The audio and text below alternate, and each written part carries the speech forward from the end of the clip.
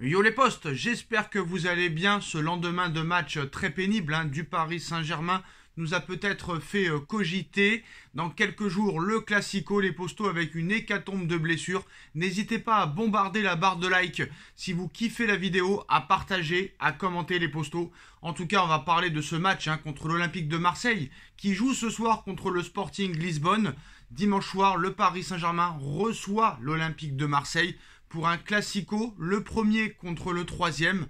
En tout cas, le Paris Saint-Germain n'aura pas d'autre choix que de gagner. Mais est-ce que le Paris Saint-Germain peut très clairement faire quelque chose de bien contre l'Olympique de Marseille, alors que le Paris Saint-Germain est de plus en plus décevant de match en match depuis maintenant plus d'un mois, voire un mois et demi. Depuis cette mi-temps contre la Juventus, il s'est passé quelque chose, il y a eu beaucoup d'affaires en interne, et maintenant cette nouvelle histoire avec les envies de départ de Kylian Mbappé.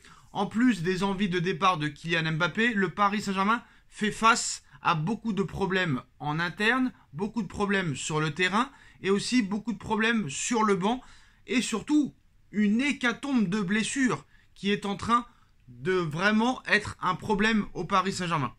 En plus d'un mercato complètement raté, 6 joueurs recrutés, seulement un seul joueur titulaire, les autres recrues ne rentre que seulement à un quart d'heure ou à 3 minutes de la fin. Exemple hier, Solaire qui rentre à la 90e, Fabian Ruiz qui rentre à la 84e, Nordi Mukiele qui rentre à la 85e, Hugo Ekitike qui rentre à la 75e.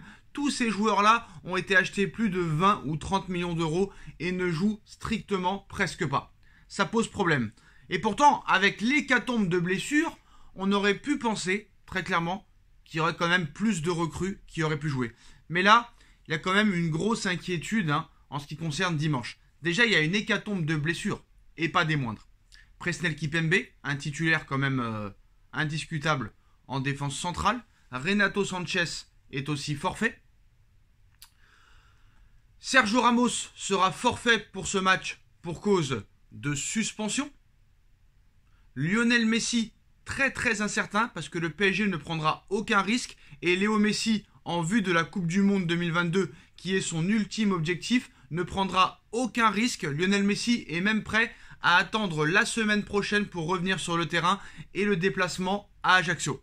Et surtout aussi, inquiétude pour Kylian Mbappé qui est sorti sur blessure hier. Nuno Mendes sera aussi forfait encore pour quelques semaines, donc forfait pour ce Classico face à l'Olympique de Marseille. Et en plus de ça, hier, dans le temps additionnel de la rencontre entre le Paris Saint-Germain et le Benfica Lisbonne, Kylian Mbappé a été remplacé par Carlos Soler à la 91e minute de jeu. Avant cela, l'attaquant parisien avait subi un tacle très dangereux de la part de Gilberto Morales qui avait nécessité l'intervention des soigneurs pour réaliser les premiers soins sur sa cheville gauche, directement sur la pelouse du Parc des Princes, à la 84e minute. En sortant du pré, l'international français a encore semblé souffrir de cette tacle, cette intervention rugueuse du joueur portugais sur les premières foulées notamment. On a vu un Mbappé qui boitait. Une fois sur le banc de touche, le tricolore a reçu des soins supplémentaires du staff médical parisien. D'ailleurs, peu après le coup de sifflet final, l'entraîneur du Paris Saint-Germain, Christophe Galtier, est revenu sur la blessure de son joueur au micro de Canal+, où il cite « Il a pris un vilain tacle très dangereux, il a une torsion, il a préféré faire en sorte de faire entrer un joueur frais », s'est exprimé à ce sujet Christophe Galtier, l'entraîneur parisien. Donc malgré cet incident, Kylian Mbappé devrait normalement, j'ai envie de te dire normalement, tenir sa place lors du classique entre le Paris Saint-Germain et l'Olympique de Marseille ce dimanche 16 octobre au Parc des Princes. Honnêtement, ça risque d'être très compliqué. Parce que en plus de Sergio Ramos, qui ne sera pas là, Presnel Kipembe qui ne sera pas là, ça veut dire que 2 défenseurs centraux titulaires ne seront pas disponibles. Messi, très incertain, qui pourrait être forfait. Renato Sanchez, forfait. Nuno Mendes, forfait. Qui sont quand même, à part Sanchez, des titulaires indiscutables. Et si en plus de ça, Lionel Messi, qui est ton meilleur joueur à l'heure actuelle, qui est un accélérateur au niveau du jeu, et si en plus Mbappé n'est pas là, déjà qu'avec eux, c'est très compliqué depuis 6, 7 ou 8 matchs. Si vraiment ils ne sont pas là, ça risque d'être encore très compliqué. Après, ça pourrait permettre de voir des Fabian Ruiz titulaires, des Mukiele titulaires, des Hugo Ekitike titulaires, des Carlos Soler titulaires. Parce que si on fait l'addition, Mukiele c'est 15 millions d'euros. D'accord? Soler c'est presque 25 millions d'euros. Ruiz c'est presque 25 millions d'euros. On en est déjà à 65 millions d'euros. Tu rajoutes la blessure de Sanchez, ça fait quand même 70 millions, ou 80 millions même, et tu rajoutes Hugo Ekitike, c'est 36 millions d'euros. Donc on a quand même près de 120 millions d'euros sur le banc. Ce serait quand même pas mal de les voir sur le terrain. Surtout que Hakimi quand même est assez catastrophique depuis le début de saison. J'ai pas dit que Mukiele était meilleur, mais allez savoir que peut-être que Hakimi fasse un petit tour sur le banc, ça pourrait peut-être lui faire du bien pour qu'il revienne plus fort. Marquinhos, on n'a pas le choix de le mettre en défense centrale, vu qu'il n'y a plus personne pour ce match contre Classico, parce que la défense centrale est complètement décimée.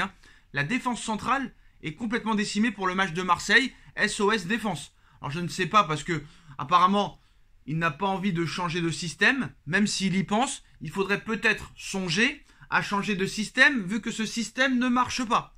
Mais je pense qu'il va continuer avec cette défense à 3, sûrement qu'il va mettre Mukiele avec Marquinhos et Danilo en défense centrale. Il va continuer avec Hakimi à droite et il va nous mettre très clairement Juan Bernat à gauche. Il va continuer avec son milieu Vitinha, Verratti au milieu de terrain, avec Donnarumma dans les buts et devant. Je pense que voilà, si Messi est apte et Mbappé est apte, il mettra Neymar, Mbappé, Messi, ça c'est sûr et certain. Par contre, si Mbappé et Messi ne sont pas là, je pense qu'il ira vers un Neymar, Hugo Ekitike et un Carlos Soler. Et si seulement c'est Messi qui manque à l'appel, il mettra Mbappé, Neymar et Sarabia. Même si Sarabia n'a rien démontré. Sarabia ne sert strictement à rien depuis le début de saison. Voilà. Certes, il a fait une très bonne saison au Sporting, mais voilà. Un club comme le Sporting, il n'y a pas de pression médiatique, il n'y a pas de pression interne. Donc voilà. Sarabia sera toujours un très bon joueur au FC Séville, au Sporting Lisbonne, mais pas au Paris Saint-Germain, un club où il y a une énorme pression au niveau des supporters, une énorme pression au niveau interne, au niveau des dirigeants et au niveau de la presse, très clairement. Alors que là, très clairement, voilà, on a vu que Sarabia n'a pas le niveau pour jouer au Paris Saint-Germain, très clairement. Mais à l'heure actuelle, qui a le niveau pour jouer au Paris Saint-Germain, vu que depuis vraiment 7-8 matchs, le jeu est pitoyable, et en plus de ça, il n'y a aucun joueur qui est bon en ce moment, à part peut-être Gigi Donnarumma.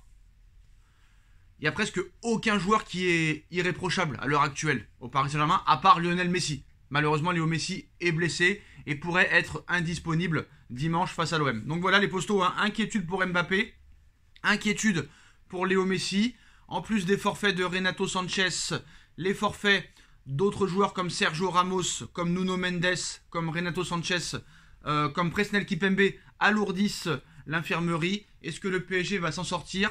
En tout cas, j'espère que le PSG gagnera. J'espère que le PSG restera invaincu le plus tard possible. Restera invaincu le plus longtemps possible, excusez-moi.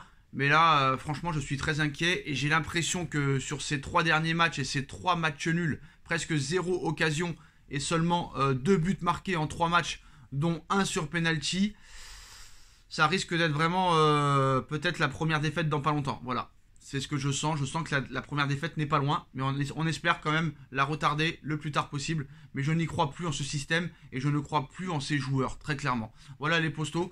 Dites-moi en commentaire ce que vous en pensez. Et quand je dis que je n'y crois plus en ces joueurs, c'est aux joueurs actuels qui sont là depuis des années et qui ne progressent pas, qui même régressent. Donc voilà, je pense que voilà, il y a un mercato hivernal qui arrive. Et il va falloir absolument pas le rater. Je pense qu'il faut un joueur par ligne, un défenseur central, un milieu de terrain et un attaquant. C'est ce qu'il faut pour le Paris Saint-Germain cet hiver pour pouvoir peut-être espérer aller loin en Ligue des Champions. Voilà les postos, dites-moi en commentaire ce que vous en pensez. On like, on partage, on commente, on s'abonne et on se retrouve très vite pour une nouvelle vidéo les postos. Tchuss.